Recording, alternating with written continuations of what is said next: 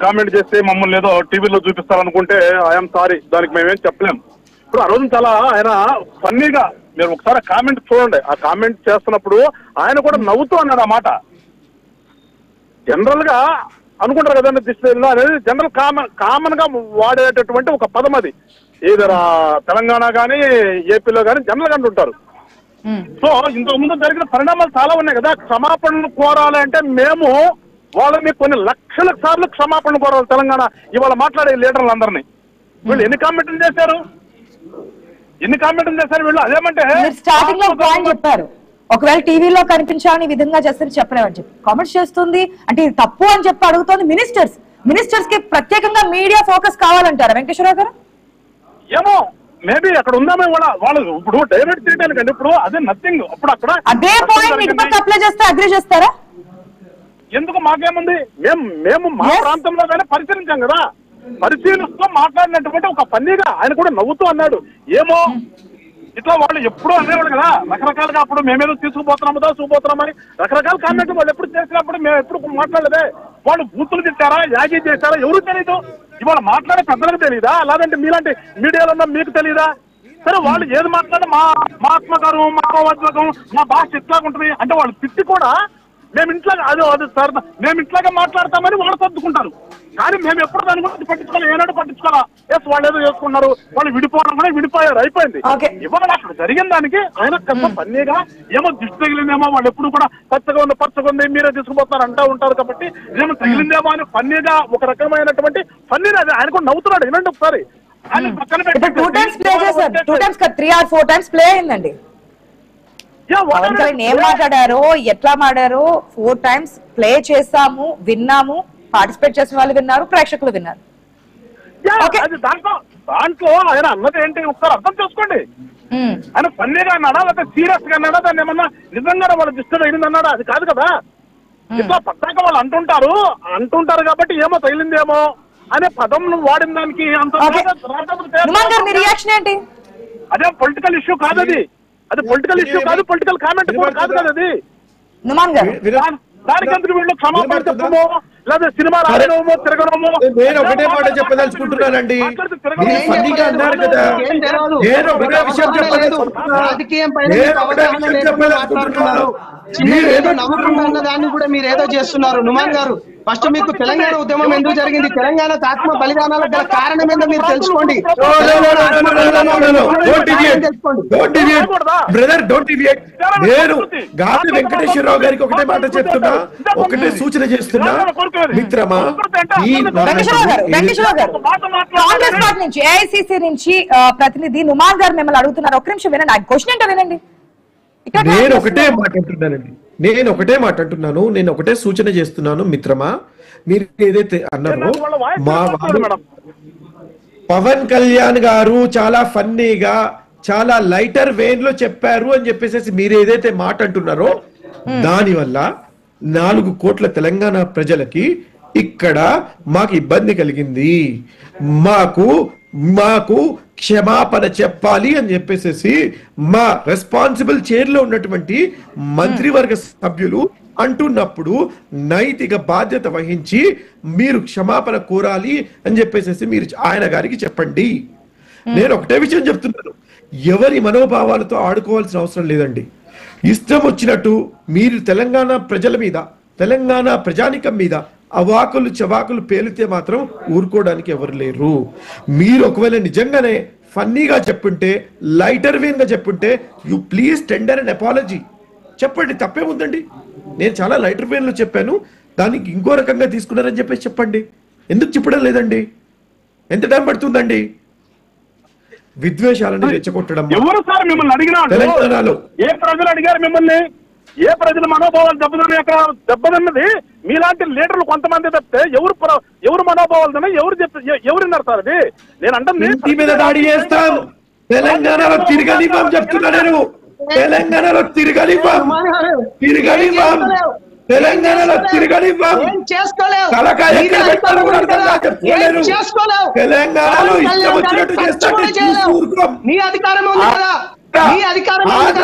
వచ్చి తెలంగాణలో చేసుకొని ఇష్టారాజ్యంగా చేస్తా అంటే దౌర్జన్యం చేస్తున్నారు మీరు, విద్యార్థులను చంపుతుంది మీరు, విద్యార్థులకు ఉద్యోగాలు ఇవ్వకుండా చేస్తుంది మీరు, సంక్షేమ పథకాలతో మీరు. అధికారం ఇచ్చింది కదా, ఏం మాట్లాడినో దానిపైన మాట్లాడు. నుమాన్ గారు, నేను మీరు అన్నారు కదా తెలంగాణ ఉద్యమాన్ని ఇచ్చింది సోనియా గాంధీ అన్నారు కదా, 1600 మంది విద్యార్థులు బలిదానాలు అయింది కేవలం సోనియా గాంధీ గురించి మాత్రమే. ఇవాళ మీ సీఎం గారు ఎవరైతే రేవంత్ రెడ్డి గారు ఉన్నారో బలిదేవత అన్నారు. సీఎం ఎవరిని? మీ సోనియా గాంధీ గారిని బలిదేవత అన్నారు. ఫస్ట్ దాని గురించి మాట్లాడండి. కోమటిరెడ్డి గారు మాట్లాడుకుంటూ ఇవాళ అంటారు తన ఇలాకాలో ఒక సర్పంచ్, ఒక బీసీ బిడ్డను సర్పంచ్ ఎన్నికలకు పోయి నామినేషన్ వేస్తే మూత్రం తాగిచ్చిండ్రట వాళ్ళ భర్తను. దానిపైన మాట్లాడండి. మీరు దానిపైన మాట్లాడు. ఏదో కొబ్బరి తిరగని ఎవడబ్బ జాగిరి, ఇది ఎవడబ్బ జాగిరి? నీ అబ్బ జాగిరా? ఎవరబ్బ జాగిరి? ఏం చేసుకోలేవు, నువ్వేం చేసుకోలేవు అంటున్నా.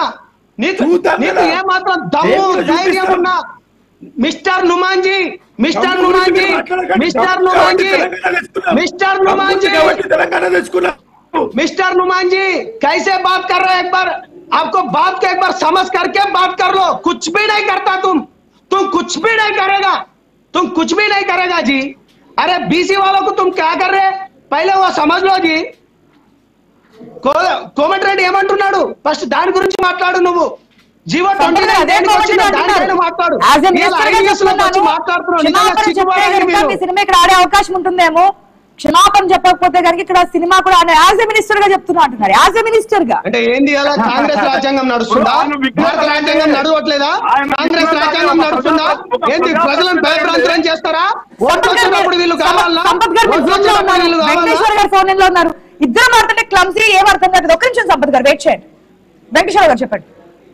ఆయన విగ్రహం ఒక మినిస్టర్ స్థానంలో ఉండి ఒక కామెంట్ ని దాన్ని ఎట్లా తీసుకోవాలో అట్లా తీసుకోకుండా ఆయన ముడ్డి కింద నీళ్ళు వస్తే దాన్ని కడుక్కోవడానికి అన్నట్టుగా ఇవాళ ఆయన యొక్క వ్యతిరేకతని ఇట్లా డైవర్ట్ చేద్దామని కనుక ఆయన అనుకుంటే వీఆర్ సారీ ఏం చేయలేం.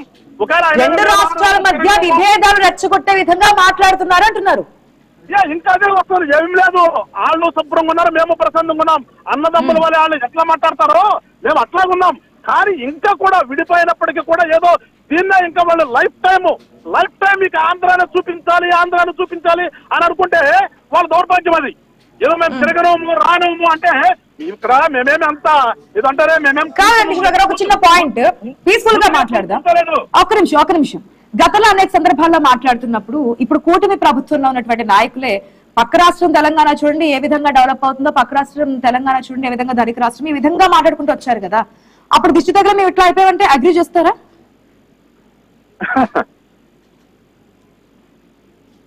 వెంకటేశ్వరరావు గారు అదే అంటుందండి. ఇప్పుడు మేము ఎన్నిసార్లు అభివృద్ధి చెందింది హైదరాబాద్ అని చెప్పినప్పుడు మరి వాళ్ళు ఎందుకు దాని గురించి తీసుకోలేదు అంటే దానికి కూడా అభివృద్ధి చెంది అక్కడైనా పాలైపోయిందా? ఏం లేదు కదా.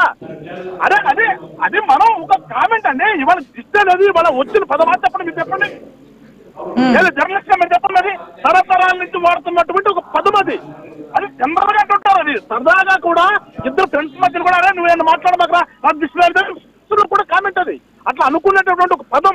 ఆ పదాన్ని అక్కడ ఏదో ఆయన సందర్భంగా ఏదో మాట్లాడాడు, దాన్ని ఆయన కూడా సీరియస్ గా అదే నేను చెప్తుంది. ఆయన నవ్వుతూ మాట్లాడిన పదాన్ని తీసుకుని వీళ్ళు ఏదో నవ్వుతూ మాట్లాడినరా, ఏడుస్తూ మాట్లాడినరా దాని కాదండి. మా మనోభావాలు హట్ అయినాయి, మా మనోభావాలు దెబ్బతిన్నాయి. బరాబర్ చెప్పాలా, క్షమాపణ చెప్పాలా, క్షమాపణ చెప్పకపోతే తిరగనివ్వం.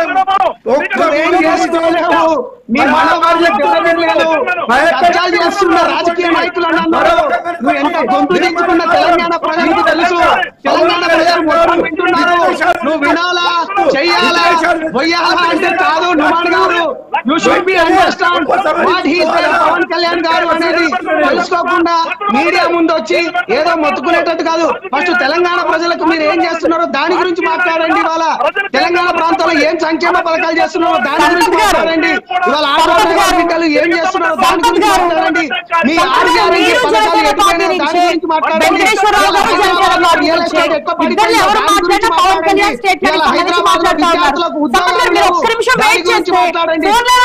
గారు ఆడియో వినిపిస్తుంది.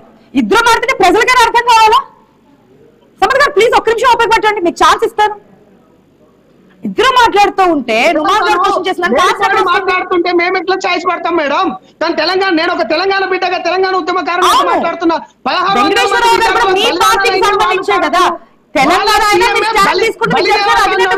దాని గురించి మాట్లాడదాం. ఇవాళ తెలంగాణ గురించి వీళ్ళు మాట్లాడుతుంటే హాస్యాస్పదంగా ఉన్నది.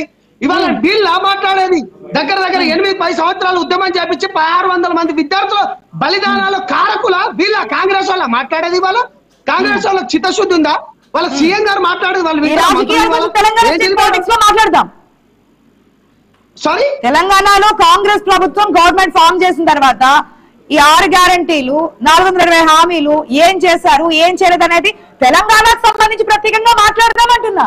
ఈ రోజు డిబేట్ అది కాదు కదా. చెప్తున్నారు సంపత్ గారు ఒక్క నిమిషం. బీసీ బిడ్డను మూత్రం తాగిచ్చిండు మేడం. మీరు ఒక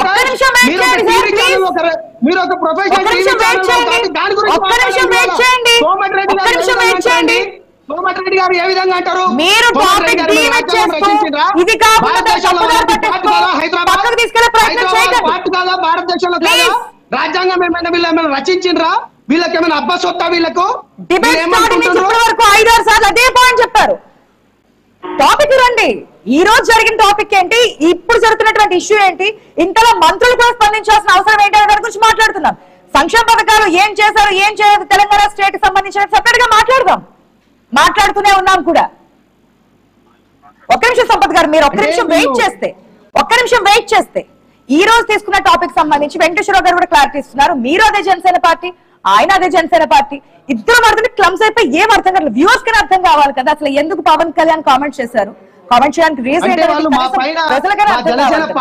దాడి చేస్తుంటే మేము కూర్చుంటూ వినాలా మేడం? ప్రజలకు మేము చెప్పుకోవాల్సిన అవసరం లేదా? మేము ఈ డిబేట్ లోకి వచ్చింది చెప్పాం కదా, మీ పార్టీకి సంబంధించిన అవకాశం